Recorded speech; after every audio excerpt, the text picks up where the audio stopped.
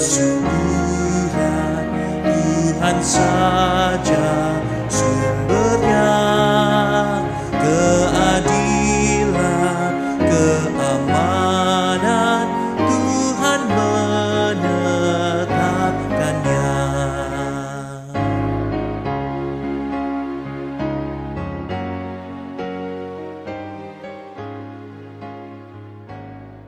Selamat pagi saudara sekalian dimanapun Anda berada.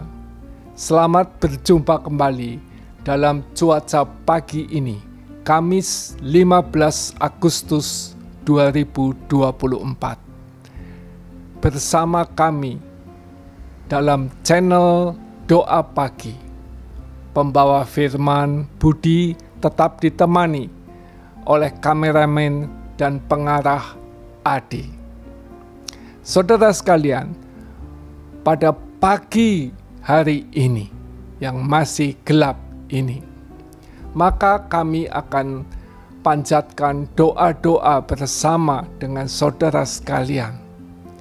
Dan kami juga ingin membagikan firman Tuhan. Mari kita berdoa. Ya Tuhan Allah kami yang Maha Pengasih dan Maha Penyayang, segala puji syukur kami panjatkan kehadirat Tuhan, karena pada pagi hari ini dalam cuaca yang masih dingin, Tuhan telah mempertemukan kami sekelompok kecil anak-anak-Mu di dalam channel YouTube ini. Kami mohon berkat Tuhan supaya pada pertemuan pagi ini, maka Tuhan berkenan untuk berfirman kepada kami semuanya, dan Tuhan memberikan kepada kami pengarahan selanjutnya. Tuhan, kami juga mohon ampun akan segala dosa dan salah kami, supaya kami layak untuk memanjatkan doa-doa syafaat kami kepada Tuhan. Ampuni dosa kami dan layakkan kami di hadapan-Mu. Terima kasih. Dalam nama Tuhan Yesus. Amin. Saudara sekalian, tema dari firman pagi ini adalah proklamasi. Sekali lagi, proklamasi. Nah, ini akan didasari oleh Injil dari Yohanes pasal 6 ayat 12 sampai ke 15. Yohanes pasal 6 ayat 12 sampai 15. Demikian firman Tuhan. Dan setelah mereka kenyang, ia berkata kepada murid-muridnya, "Kumpulkanlah potongan-potongan yang lebih, supaya tidak ada yang terbuang."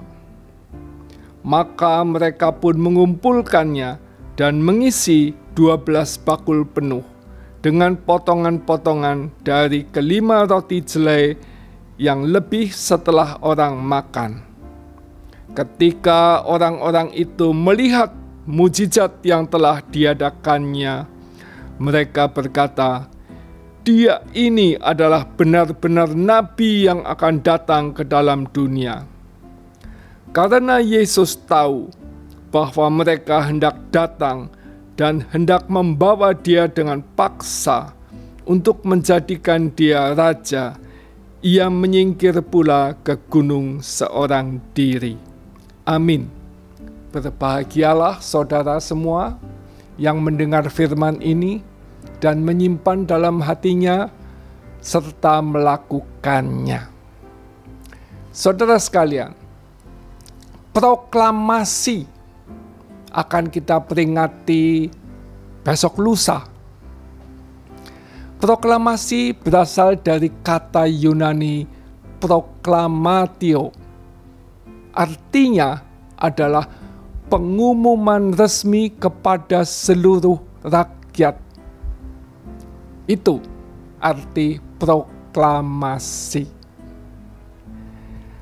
Melihat sejarah dari proklamasi kita pada tanggal 17 Agustus besok lusa, maka kita bisa mengingat bahwa proklamasi ini dilakukan oleh 2 orang wakil rakyat.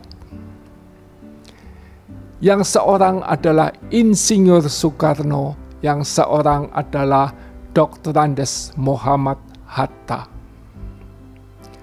Terjadinya proklamasi bagi bangsa kita ini, kita tahu bahwa pada 79 tahun yang lalu, pada tahun 45, terjadi kekacauan, menjadinya vakum kekuasaan di negara ini yang belum terbentuk. Pada tanggal 16 Agustus, maka banyak pemuda-pemuda yang menginginkan kemerdekaan. Siapa yang patut menjadi wakil bangsa kita untuk mengumumkan kemerdekaan itu? Ada 2 orang tokoh yang bisa mewakili bangsa kita untuk memproklamasikan. Tetapi kedua orang ini ragu-ragu. Apakah akan memproklamasikan sekarang atau menunggu menerima kemerdekaan dari tentara pemerintahan Jepang yang sudah kalah? Dikisahkan dan menjadi tinta sejarah bahwa sekelompok pemuda tidak sabar. Mereka menculik kedua orang tokoh wakil rakyat ini dan memaksanya untuk memproklamasikan kemerdekaan. Dan itu terjadi secara resminya tanggal 17 Agustus. Saudara sekalian, dalam firman Tuhan pagi ini, dalam Injil Lukas, di bawah judul Yesus memberi makan 5.000 orang, diceritakan bahwa Yesus setelah memberi makan 5.000 orang, maka dia menjadi sangat terkenal di kalangan ribuan orang tersebut. Ayat 14 menyatakan, dia ini adalah benar-benar nabi yang akan datang ke dalam dunia. Mereka mengepung Yesus dan ingin dengan paksa menjadikan dia raja. Ini di ayat terakhir. Sebetulnya apa yang terjadi di sini? Saudara sekalian, pada 2000-an tahun yang lalu, bangsa Yahudi itu sama dengan kita, bangsa yang terjajah di bawah pemerintahan Roma. Dan mereka ingin sekali mendapatkan kemerdekaan bagi bangsanya. Tetapi tidak ada tokoh yang patut menjadi wakil mereka memproklamasikan kemerdekaan. Tidak ada orang yang patut menjadi raja mereka. Jika ada, pasti dibunuh oleh pemerintah Roma. Tetapi pada saat itu yang ditulis oleh Lukas, ada seorang nabi dari Nazaret yang bisa menyembuhkan penyakit. Dan secara ajaib, nabi ini bisa memberi makan 5.000 orang. Ajaib sekali. Maka mereka merasa inilah orang yang bisa menjadi pahlawan untuk memproklamasikan kemerdekaan rakyat Yahudi. Mereka ingin cepat-cepat menjadikan dia raja. Tetapi Yesus mengetahui hal itu, dia menyingkir ke gunung. Saudara sekalian, kerajaan yang dibawa oleh Yesus Kristus bukan untuk membebaskan bangsa Yahudi dari penjajahan, tetapi kerajaan ini membebaskan semua umat manusia dari dosa. Inilah yang dilakukan oleh Yesus. Dan kapan saatnya dia memproklamasikan?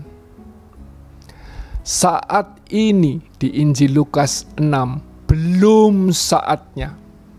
Saatnya adalah nanti di atas salib di Golgota. Itulah proklamasi kemerdekaan manusia dari dosa. Tentu manusia yang mau diselamatkan dan mengakui dia sebagai juru selamat. Apakah saudara akan mengikuti proklamasi yang diadakan di atas kayu salib itu? Besok lusa kita akan memperingati proklamasi 79 tahun kemerdekaan kita dari penjajahan dunia.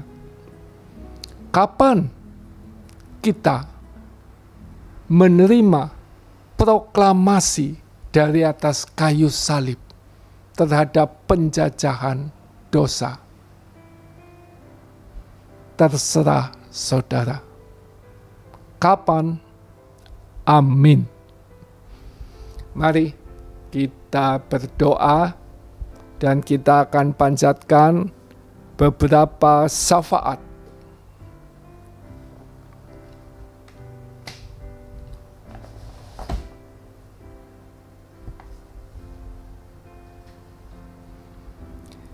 Ya Tuhan Allah kami yang Maha Pengasih dan Penyayang, pada pagi hari ini kami kembali panjatkan puji syukur kami karena firman-Mu untuk menyambut proklamasi kemerdekaan 17 Agustus. Pada 79 tahun yang lalu Engkau telah memberikan kepada kami kemerdekaan secara jasmani. Hak-hak kami dimerdekakan secara duniawi. Tetapi Tuhan, Engkau tahu bahwa Engkau datang ke dunia bukan untuk memerdekakan kami secara jasmani saja, tetapi rohani kami.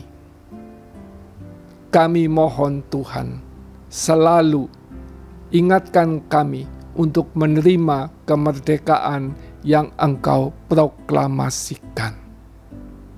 Saat ini kami ingin berdoa bagi banyak saudara-saudara kami yang sakit.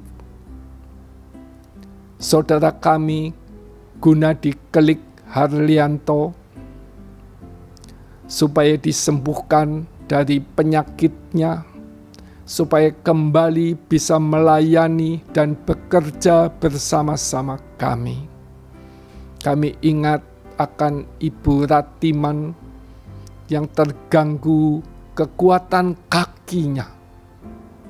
Kami mohon Tuhan melalui pengobatan para medis menyembuhkan Ibu Ratiman.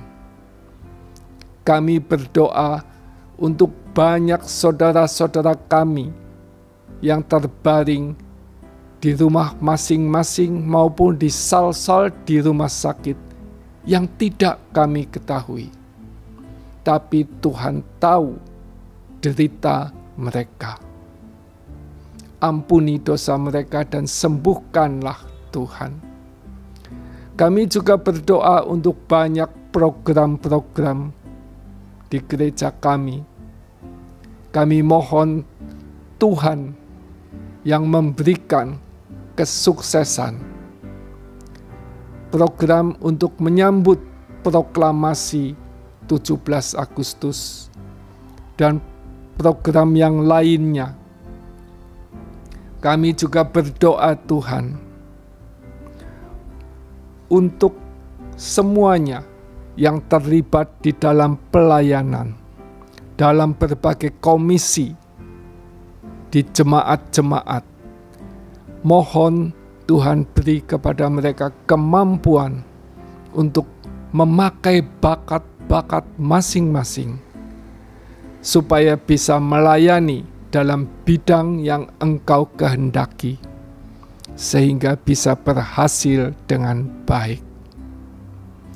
Tuhan, terima kasih atas semua yang telah Kau berikan kepada kami.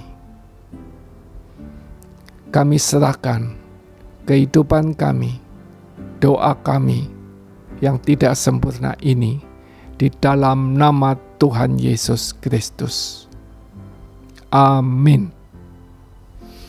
Selamat pagi dan sampai bertemu kembali pada Selasa dan Kamis yang akan datang bersama pembawa firman yang lain di dalam channel Doa Pagi GKI GS 88 Purwokerto.